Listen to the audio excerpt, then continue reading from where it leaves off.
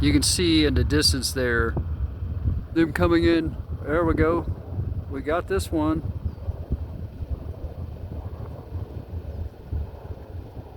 It's gonna be a little grainy, guys, but it's what I have to work with.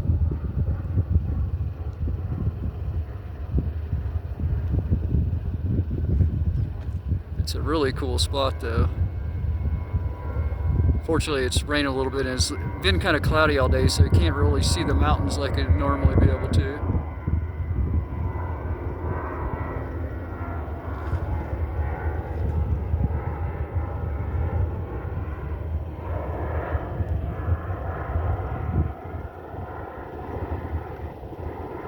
Looks like a 737.